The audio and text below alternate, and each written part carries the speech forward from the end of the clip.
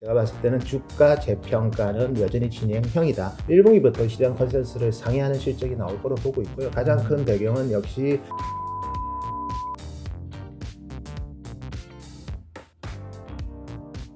시장에 미칠 영향이 좀 있을까요? 이 구속이? 또 중요한 투자 결정하는 시기이기 때문에 네. 조금은 하여튼 약간 걱정은 됩니다.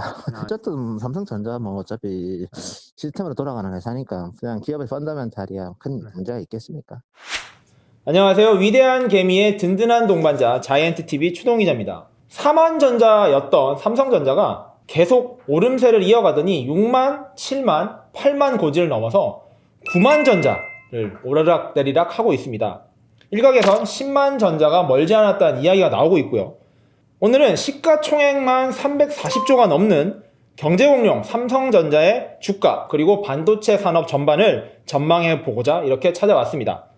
반도체 외길만 30년 파셨다는 노근창 현대차증권 리서치 센터장님을 모셨습니다. 안녕하세요. 안녕하세요. 네. 뭐 간단한 자기소개 좀 부탁드리겠습니다. 예, 저는 지금 현대차증권에서 리서치 센터장을 맡고 있으며 그리고 반도체 업종도 같이 담당하고 있습니다. 참고로 저희 리서치 센터는 미래 산업에 대한 리서치를 집중적으로 하고 있고요. 앞으로 저희 회사에서도 2월 중순부터 유튜브 방송을 할 계획이기 때문에 네. 애청해 주시면 감사하겠습니다. 뭐 그때 되면 더욱 많은 콜라보레이션을 기대하겠습니다. 예.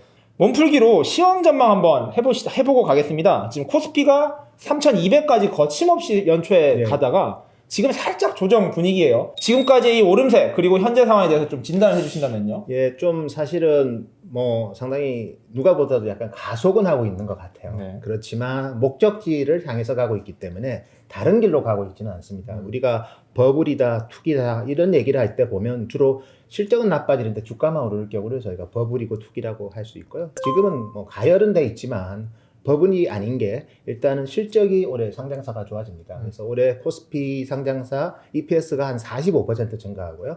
그리고 2022년에도 또 20% 증가하는데 재밌는 거는 이 상장사 순이익의 35%가 삼성전자하고 SK하이닉스예요. 근데 이 두 회사는 반도체 가격이 오르면 또 실적이 자연스럽게 올라가겠죠. 상장사 코스피의 이익까지 올라가기 때문에 ROE에 업사이드가 있습니다. 참고로 현재 밸류에이션은 코스피가 PE 기준으로 14배 정도 되고요. 그쵸. PB 기준으로 1.2배인데 뭐 코스피가 이제 고점이 1.4배입니다. 그러니까 이론적으로 올해 EPS 그로스가 커진다고 보면 뭐 3,500까지는 가능한데요. 다만 과거 1.4배 받았을 때는 산업이 대부분 보면 산업재가 많았습니다. 네네. 뭐 철강, 화학, 그쵸. 뭐 조선, 건설이 많았다면 지금은 이제 우리나라 산업이 완전히 바뀌었습니다. 그래서 반도체 거기다가 BBIG라고 불러지는 배터리 바이오, 인터넷 게임 이런 업종들은 반도체는 좀 다르긴 하지만 BBIG는 자기 자본이 크지가 않습니다. 그러니까 북이 되게 가까운 에셋 라이트한 산업이고 이런 기업들이 실적이 좋아지고 있기 때문에 PBR이 좀 높아지는 것도 충분히 설명이 될 것 같고요. 그리고 지금 나스닥이랑 뭐 S&P 500 보면 나스닥이 PBR이 6배입니다. 네. S&P 500은 한 3.8배 정도 되는데 나스닥의 6배랑 코스피의 1.2배 그당연히 할인을 많이 받고 있는데요. 근데 시가총액 업종 비중은 비슷합니다. 네. IT, 헬스케어, 그렇죠. 거기 또 테슬라가 있기 때문에 자동차하고 우리 코스피랑 거의 비슷한데 코스피도 뭐 세계 1등 하는 기업들이 많기 때문에 제가 봤을 때는 주가 재평가는 여전히 진행형이다. 즉 가속은 하고 있지만 다른 목적지로 가는 건 아니고 제대로 된 목적지로 가고 있기 때문에 제가 봤을 때는 불안하게 생각할 필요는 없을 것 같습니다. 너무나 추가 질문이 필요 없을 정도로 완벽한 대답을 하셔가지고 조금 놀랄 정도인데요. 그러면은 뭐 지금 지수나 흐름을 봤을 때 3,500까지는 뭐 큰 무리는 없다라는 설명을 하신 건데 지금 제일 높은 가격인데 지금이라도 사도 어차피 오를 거니까 사는 게 좋을지 아니면 한 차례 좀 조정이 왔을 때 그래도 좀 그럴 때 사는 게 나을지. 그냥 저는 투자의 스탠스인 것 같아요. 급하지 않은 돈이면 지금부터 사시는 게 맞고요. 아주 급하게 할 돈이면 아까 제가 언급드렸던 그런 뭐 공매도가 혹시 재개된다면 그때 시장이 한번 흔들릴 수 있을 것 같고요. 그때를 뭐 저점 매수 기회로 활용하는 전략도 좋을 것 같아요. 근데 주식을 꼭 한 번에 다 살 필요는 없습니다. 분할 매수도 방법이기 때문에 항상 이제 분산 투자는 방향이 다른 업종을 하는 게 맞지. 같은 업종이면 삼성전자 사면 하이닉스 사는 거 이거는 그렇게 좋은 분산 투자는 아니거든요. 그렇죠. 차라리 삼성전자 집중하는 게 낫죠. 근데 그런 차원에서 분산 투자는 보통적 우선주를 나눠서 사기보다는 그냥 삼성전자 사거나 아니면 좀 삼성전자랑 다른 업종 중에서 유망한 업종을 사거나. 왜냐하면 각 업종이 이게 순환되면서 또 움직이는 경우도 네. 많기 때문에 반도체 움직였다가 자동차 갔다가 또 뭐 바이오 갔다 그런 식의 순환매가 많기 때문에 포트폴리오를 만약에 구성한다면 다른 업종으로 구성하는 게 좀 더 저는 합리적일 것 같습니다. 네. 코스피 대장주 삼성전자죠. 지난 1,400포인트까지 빠질 때도 삼성이 그때 좀 많이 빠졌어요. 그래서 4만 원까지 빠졌었는데 지금 89,000원 현재 기준으로 지금 거래되고 있습니다. 뭐 개인의 힘으로 많이 올라갔다 하라고 하시는데 어떠세요? 지금의 삼성전자 주가 적절한가요? 저희가 봤을 때는 좀 지금 숨고르기를 하고 있지만 삼성전자가 이제 사실은 이 반도체라는 게 가격이 오르기 시작하면 이익 개선되는 폭이 우리가 상상을 좀 초월할 정도로 많이 됩니다. 가격이 10%만 올라도 영업이익이 탄력적으로 변하기 때문에 이제 2022년에도 이익이 증가하고 여기에 올해 실적이 시장 컨센서스를 크게 상회할 가능성이 저는 있다고 보고 있고요. 그래서 저희는 뭐 올해 연간 영업이익을 52조 보고 있고 올해 순이익을 한 38조 정도 보고 있습니다. 네. 정말 뭐 시장에서 제일 좀 세게 보고 있는 편인데 저는 1분기부터 시장 컨센서스를 상회하는 실적이 나올 거로 보고 있고요. 가장 큰 배경은 역시 오늘 이제 갤럭시 S21이 네. 이제 공개가 될 거고 1월 말부터 이제 판매가 되는데 그래서 일단 IM 쪽 영업이익이 저희는 5조 원대가 예상이 되고요. 시장에서 보고 있는 3조 원대는 좀 지나치게 좀 보수적인 것 같고요. 네. 여기에 이제 1월부터 이제 그 서버 디램 가격이 가파르게 오르고 있습니다. 그래서 서버 디램은 우리 2017년, 18년에 반도체 1차 빅 사이클을 이끈 어떻게 보면 가장 중요한 역할을 했던 제품인데 그 제품이 드디어 의미 있게 1월부터 가격이 오르고 있고 그 메모리도 되게 좋은 거를 씁니다 스스로.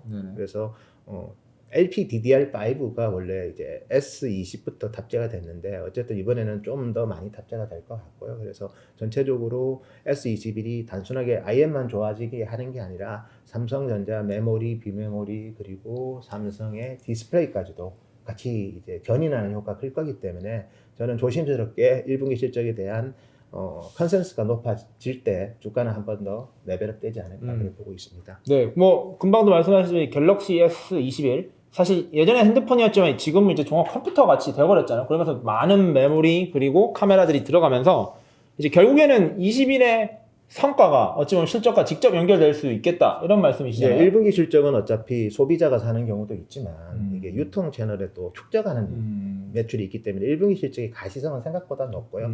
다만 소비자의 반응이 안 좋으면 2분기 실적이 나빠지겠죠. 그렇죠. 예. 그때 이제 재고 전을 가파르게 해야 되니까. 그리고 3분기에는 다시 삼성이 또 준비하고 있는 뭐 노트의 신규 제품이든 아니면 Z 폴드의 또 신규 제품이든 이런 제품들이 나오고 있기 때문에 2분기는 좀 IM이 안 좋을 건데 2분기부터는 또 반도체가 탄력적으로 좋아질 수 있거든요. 그리고 가장 이제 기대를 하고 있는 게 이제 세상을 바꿀 이제 인텔의 CPU가 드디어 나옵니다. 5월 달에 나오고요. 아이스레이크가 나오는 시점부터는 많은 이제 클라우드 사업자들 그리고 통신 사업자들이 이제 서버를 교체하려고 하고 있는데 그 CPU가 나올 때 좀 본격적인 교체가 일어날 것 같고 근데 지금은 그 CPU가 안 나오는 상태에서도 수요가 좋아요. 네. 그 말은 뭐냐면 당연히 신제품이 나오면 신제품을 탑재한 서버를 이제 또 바꿀 건데 찾겠죠. 단 제품을 많이 찾을 정도로 지금은 언택트 때문에 데이터 트래픽이 많이 증가하면서 가부하가 많습니다. 그래서 대표적인 사건을 보시면 12월 14일 날 아마 유튜브 시청이 안 됐을 거예요. 네, 다운됐죠, 단체가. 예, 전체가. 그래서 구글의 데이터 센터가 상당히 이제 데이터 트래픽이 증가해서 가부하를 느끼고 있고요. 그래서 구글이 급하게 서버 발주를 이제 12월부터 시작했고 1월에 지금 구글의 서버 발주가 제일 많습니다. 근데 참고로 데이터 센터용 서버는 뭐 1등은 아마존이고요. 네. 2등이 마이크로소프트인데 네. 3등인 구글이 저 정도로 주문할 정도로 지금 세상은 언택트로 가고 있고 네. 사실 우리가 재택근무하는 분들이 많다 보니까 기업체들도 이제 서버를 또 교체를 하고 있습니다. 그렇죠. 여기에 원격 교육이든 아니면 원격 의료든 정말 세상이 점점점 비대면화되고 있기 때문에 디바이스의 트래픽이 느는 거를 클라우드 인프라가 지금 못 견디고 있어요. 그래서 자연스럽게 바뀌고 있기 때문에 신제품이 나올 때는 얼마만큼 폭발적으로 교체될지 어느 정도는 예측할 수 있지 않을까 보고 있습니다. 종합적으로 따져보면 충분히 많이 좋은 호재들이 있네요. 근데 반대로 이렇게 만들면 진짜로 무슨 악재는 하나도 없을 것 같은데 주의해야 될 요소나 이런 신경 써야 될 게 아예 없나요? 올해가 어떻게 보면 삼성전자 입장에서는 리스크가 제일 적은 해인 것 같습니다. 그 이유를 하나씩 말씀드리면 일단 수요가 좋아져요. 스마트폰은 작년에 역신작년에 올해 플러스 성장하고 네. 근데 가장 강력한 경쟁자 있던 하웨이가 사라졌어요. 네네. 그리고 이제 IM 쪽은 또 비대면 비중이 높아지면서 마케팅 비용이 좀 줄고 있다는 거. 그래서 좀 좋아지는 부분이고 메모리 가격은 이제 오르기 시작하고 있고 네. 그다음에 이제 인텔이 좀 상당히 경쟁이 약화되면서 인텔까지도 이제 파운드리를 예부할 정도로 좀 분위기가 바뀌고 있죠. 그래서 사실은 올해는 저희도 뭐 다양한 리스크를 찾아봤는데도 네네. 결국은 다 디펜드가 되더라고요. 아, 네, 그래요? 그래서 다만 이제 리스크는 이제 주식으로서 리스크는 너무 많이 올라가면 밸류에이션 매력이 떨어지면 그게 리스크가 되는 거고 네. 두 번째는 사실은 뭐 우리 요즘 그런 일은 있어서는 안 되겠지만 하도 대만하고 일본에서 네네. 지진하고 정전하고 화재가 아, 많이 나서 네네. 가장 큰 리스크는 그런 일이 자연재해가 예, 그런 거 말고는 크게 보이지는 않습니다. 이 기업이 삼성전자가 거의 완벽한 기업이 된 기분적인 올해는 기분이네요. 그렇습니다. 내년은 올해는요? 어찌 될지 모르겠죠. 그렇죠. 예. 알겠습니다. 일단 삼성에 대한 분석은 너무나 무슨 로봇 같으세요.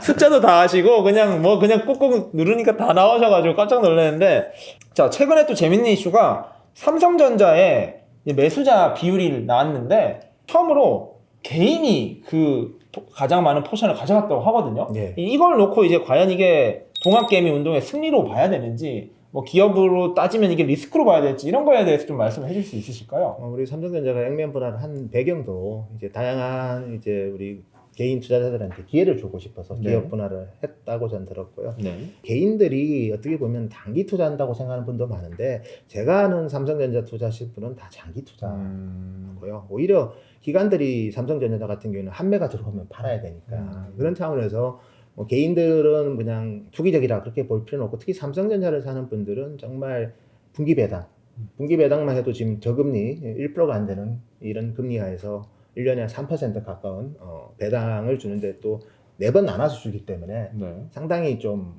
매력이 있고 협력사들도 비즈니스에 보면 뭐 올해 좋아지는 게 보이고 이게 단기적으로 좋아지는 게 아니라 좀 길게 좋아진다고 보는 분들도 많을 거예요. 그래서 제가 봤을 때는 업을 제대로 아는 분들이 개인들 중에서도 특히 많이 사지 않았나 그렇게 보고 있습니다. 네, 알겠습니다. 마지막으로 국내 이야기에서 이제 삼성전자 일 많이 했고 금방 BBIG나 이제 새로운 이제 섹터나 테마들도 봐야 된다고 했는데 유망한 섹터, 유망한 테마 뭐 또 좀 추천해 주실 만한 이런 것 좀 뭐가 있을까요?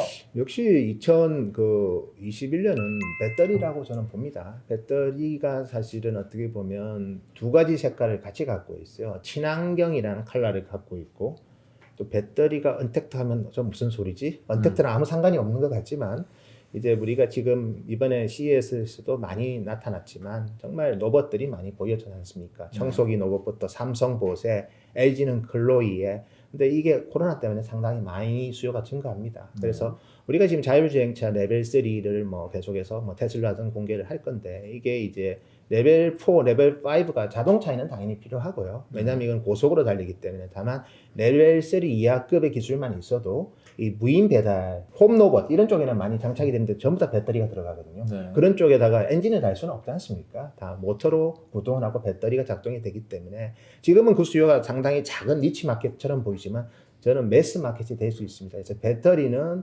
전기차라는 건 친환경과 함께 그 다음에 언택트 때문에 생기는 또 신규 수요를 감안해 본다면 저희가 항상 볼 때는 그 산업의 성장성을 잘 보셔야 돼요. 네. 산업의 성장성이 확장될 때 그 기업의 밸류에이션도 올라갈 수 있기 때문에 배터리는 그런 요소를 다 충족시킬 수 있는 산업이 아닐까 그렇게 보고 있습니다. 뭐 어쨌든 배터리든 삼성전자든 지금 다 앞으로의 전망 자체는 다 밝은데 뭐 그냥 투자적인 관점에서 하나 여쭤보고 싶은 거는 조정이 한 번쯤 오지 않을까 이런 고민이거든요. 예, 조정은 저희가 봤을 때는 며칠 전에도 이제 금융위에서 공매도 관련해서 얘기가 나왔고 그 말 나올 때 주가가 하루에 100포인트 이상 빠졌습니다. 네. 물론 뭐 바로 이제 회복은 했지만 그래서 아마 조정은 심리적으로 과거에도 공매도를 풀었을 때 해제했을 때 주가가 조정을 계속 받았기 때문에 아마 3월 중순을 즈음해서 시장은 뭐 한번 조정을 받을 것 같고요. 다만 공매도라는 게 그렇습니다. 이게 비싸게 사실은 빌립니다. 주식을 빌려서 팔아야 되기 때문에 네네. 공매도로 돈 벌려면 상당히 정교해야 되고요. 즉 실적이 좋아지는 기업을 공매도를 만약에 하면 돈이 버는 게 아니라 돈을 잃습니다. 그래서 실적이 좋아지는 기업이라면 공매도가 재개될 때 오히려 주식 지금 비싸서 못 사고 있는 분들 많잖아요. 네. 근데 공매도 재개돼서 시장이 조정받는다면 정말 업종 대표 기업들, 특히 실적이 좋아질 뭐 반도체든 아니면 배터리든 뭐 이런 기업들을 잘 사신다면 오히려 그 기회를 잘 활용할 것을 제시하고 싶습니다. 아, 그때 내려 조정이 올 때 차라리 조금 주식을 담을 기회가 될 수도 있다 이런 말씀이시죠? 네, 그렇습니다.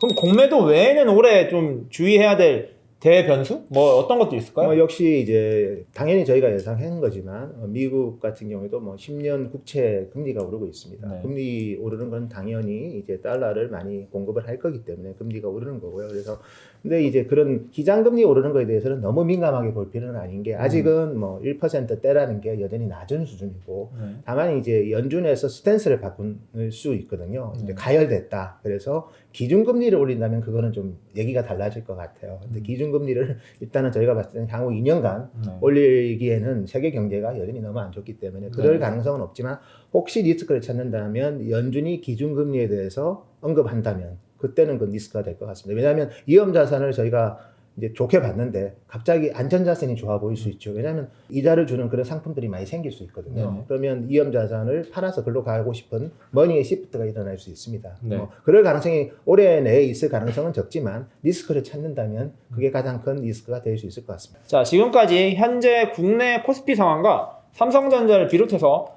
국내 주식들의 움직임, 전망들을 한번 심도 있게 해봤습니다. 2부에서는 반도체의 시장에 한번 집중해서 글로벌 시장까지 짚어보는 시간을 갖도록 하겠습니다. 그러면 2부에서 만나겠습니다.